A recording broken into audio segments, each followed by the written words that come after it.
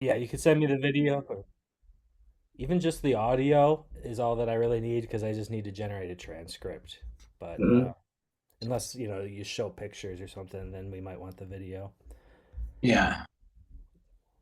So I'll wait a couple. It's recording already, but I'll wait a few more minutes, see if anybody else joins. Cool. Normally, if it gets to 7:05 and it's just me and two others, then that's all it is, and we just shoot the breeze for a few minutes, and if anybody's got anything to say, Yeah. um, I mean, the nice thing is there's no construction going on at the moment. Yeah. It's So, nice. I No. mean, through the middle of last year, we had, um, Yeah. I don't know, we had four or five or six people in the meetings when we were talking about all the stuff going on 21st South and Mm, 13th East and what have you. But right. now that's calmed down. It's like, people aren't that worried about transportation at the moment because there's nothing to really complain about. So, Exactly. That's what I was just gonna say. It's like on demand kind of thing. yeah. So Brett Mosby joined earlier, but he's been muted the whole time. So I don't know Okay. if he, I I'll don't know if bring he has anything to say, but Oh, yep. I'll be silent most of the time. I'm just here to take notes. oh, okay. Oh, wow. Two note takers. Okay. Sorry. I feel like Landon's spying on me.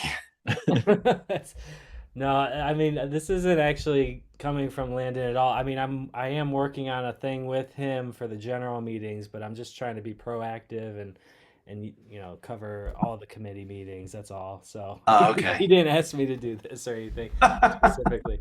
But yeah, I appreciate you being open to it, and it's nice to meet you, Chris. I've heard you comment a lot of really good things at the meetings, and I've just started going recently, so it's nice to meet you anyway, face to Yeah, it's face. nice to meet you as well. It's the weekly meet or the monthly meetings at the Hive are pretty entertaining. I think Absolutely. Yeah, for sure. sometimes they can get a bit slow, but the lady that was there with the recovery dog this week or last week, that was Yeah. fascinating. I'm like, we need more of her. Yeah, that was so cool. That Yeah, really she was really good. I've spoken to her a few times in the past, but I don't think she ever told me that she was a canine recovery right, right, operator, assistant person. right. But yeah, so I've chatted with her before, and she was a lot of fun to chat to. But when I saw her with the dog, I was like, oh, this is different. And then when she stood up and talked, I was like, wow, this is fascinating. I want to give up my job and do this now. Yeah, I know. It was kind of inspiring. Yeah, So it was. Yeah, she's a interesting lady. yeah.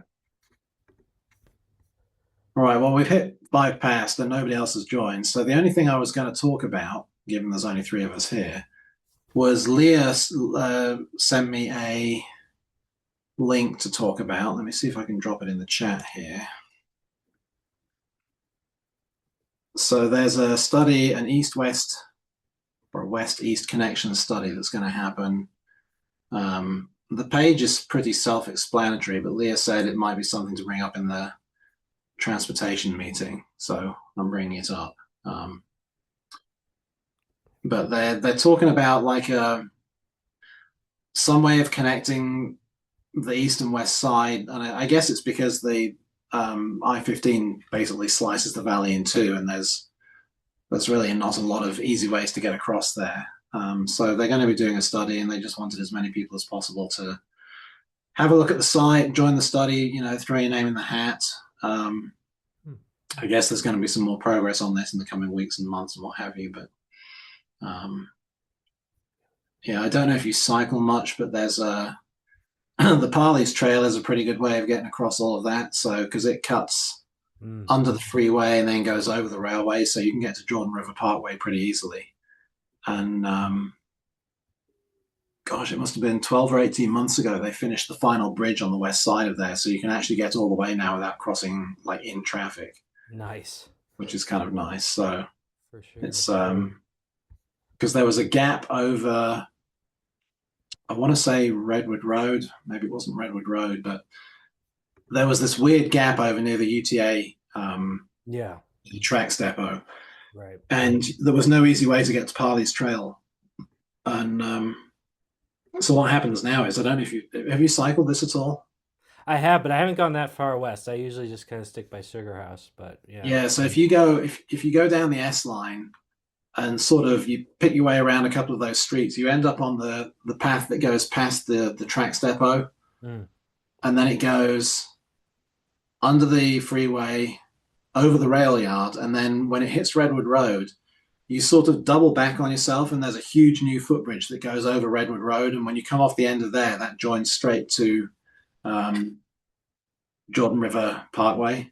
right. So I've cycled from here from Sugar House Park. I've cycled all the way over to Jordan River Parkway and then all the way up to the airport without ever really being in traffic, which Nice. is really nice. I mean, Yeah. there is a bit of traffic, sort of.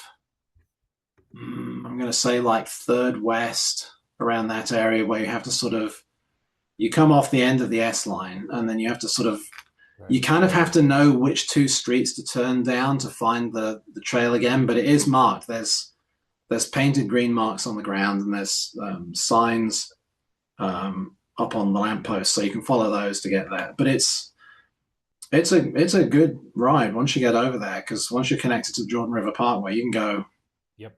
I mean, you can go to the south end of the valley if you want, but so Yeah, I mean, can you also south end of the valley, but isn't there also a bike trail like going way out on the south end of the Great Salt Lake, like towards Tooele? Is there a yeah. bike trail So that direction? if you go far enough up the Jordan River Trail, um, it's almost up near Legacy Parkway. You end up going alongside Legacy Parkway, and there's a T intersection there where you can actually go off and join that westbound trail that goes south of the lake. Oh, cool, So cool. I mean that's too far for me, Yeah, that is crazy. but I Oh, have a friend that lives up in Bountiful, and a couple of times I've cycled all the way up to where that big T intersection is, and then we've cycled up the side of the freeway there and back a couple of times, then gone down to the airport and watched airplanes for half an hour, and then cool. I've cycled back home, and he's gone back up to Bountiful. So, Right. but yeah, it's a fun trek. So I think this study is kind of along that line. It's like Yeah. what can we do to join like the Poplar Grove and Granary districts better because everything's just cut in half by the freeway that's running out the middle, and at the moment if you drive there, there's a couple of cross streets that join up, but there's no really obvious cycling or pedestrian routes that go across there. So I think this is that.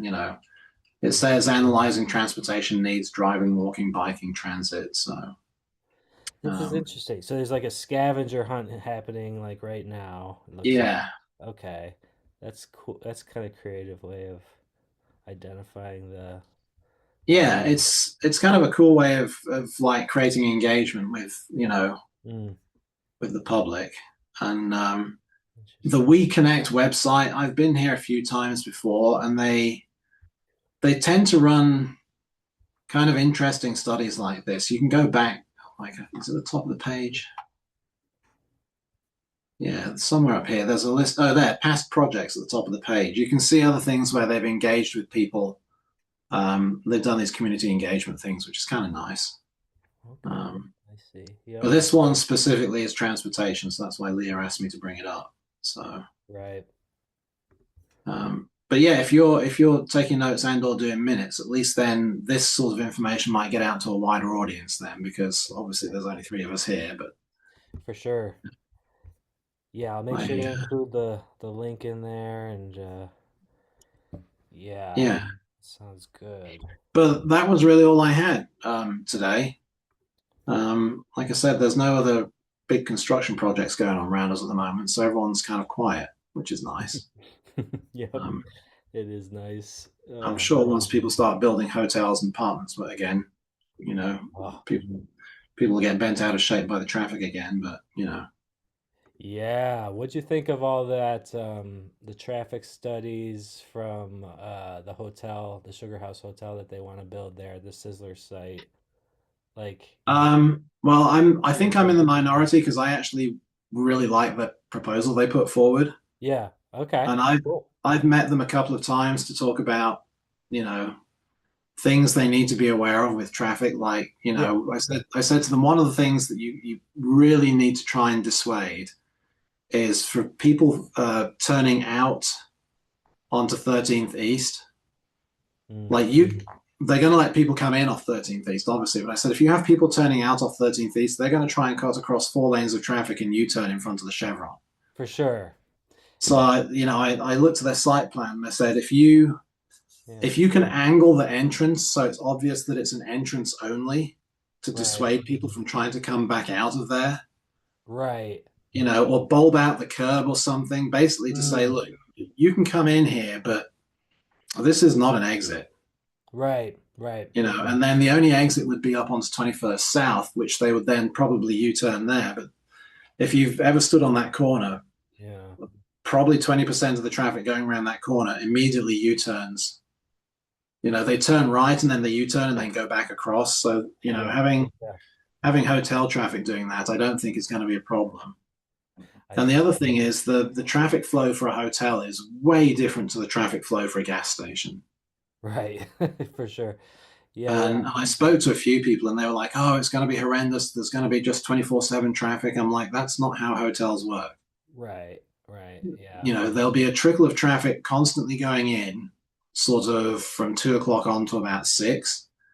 And then it'll be reasonably quiet. It won't be like there's a huge traffic load of stuff coming and going. And then anybody that arrived by their own car, they'll all be leaving between 8 and 10 in the morning. Mm. And then after that, because like we have 2 hotels in Sugar House already. We have the one down by Chick-fil-A, Yep.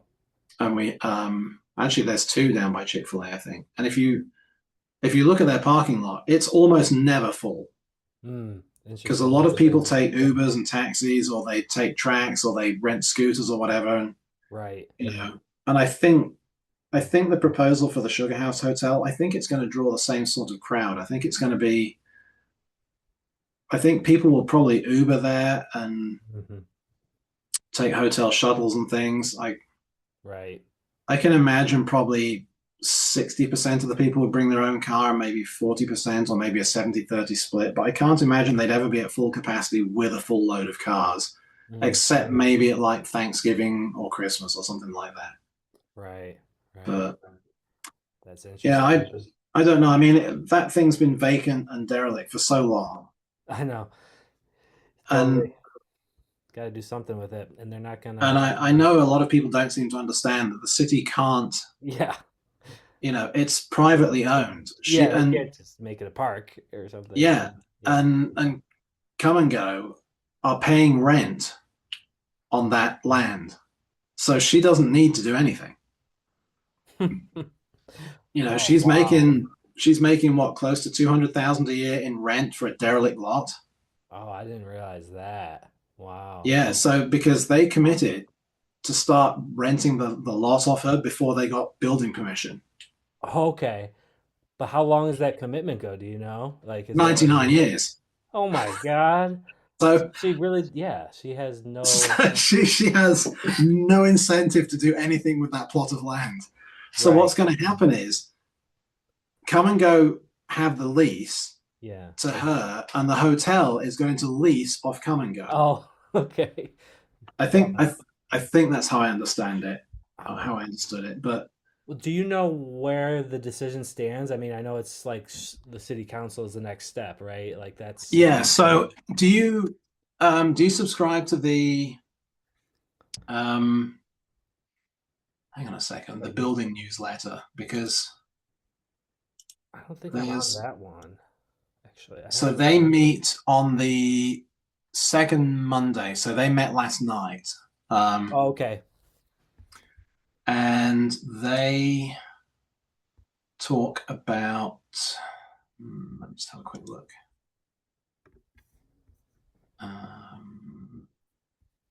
Oh, maybe it's in my other email. Hang on a second.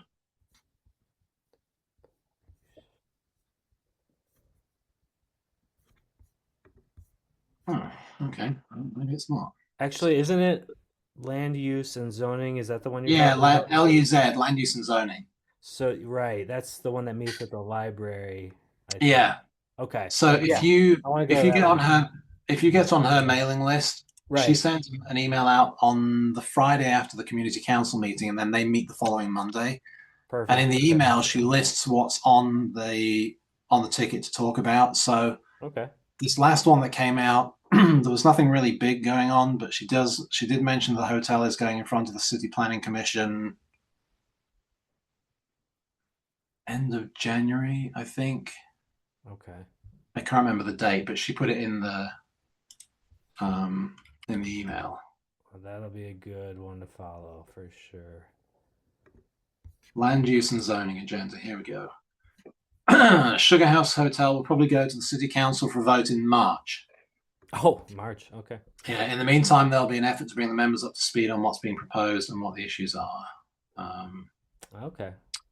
The other one that's going to be interesting that Judy will be talking about in the next month or so is the S-Line extension. Mm-hmm. So the project engineers for the S-Line extension were going to go to the land use meeting in December, but they bailed at the last minute because they were involved in some city planning thing. Mm. And I think they're coming back in February or March to let people know, anybody that wants to go to that meeting, what the deal is going to be with the S-Line extension. Yeah. So excellent. But I was down about 3 months ago. It went in front of the transportation board, the city transportation board. It was down in, God, it was almost down in Lehigh. It was like an hour and a half's drive away, and they met at 8 a.m. So I was up at the crack of dawn and went down there because the mayor's office asked me to go down and say a piece, and Landon asked me to go down and say a piece. So I thought, well, I should probably go. And it was approved, and it's weird because when I first joined the community council and first started going to the transportation meetings about 5 years ago, the S-Line extension came up, and I was talking to Lynn Jacobs, and they were talking about like stopping it where the old DI was. Mm-hmm. And I said to him, I said, can I just share my screen for a second? And I shared my screen, and I got Google Maps up, and I drew a red line on it. I went, you want to go past the DI, straight across Highland, and end in the shopping centre. Mm. That's where it should end. Mm. And he said, yeah, he said, it's a good idea, but the family that owns the shopping centre isn't interested, and it's all private land. And I don't know if you followed this at all, but the chap who was the patriarch of the family passed away last year. Oh, I see. No, and his descendants are way more open to the idea of public transportation. Okay. And so the city started talking to them, and they it wasn't really welcome them with open arms, but they were receptive enough that they gave, planning permission and said, yeah, if you want to run the S-Line into the Sugar House shops, we'll support it. Awesome.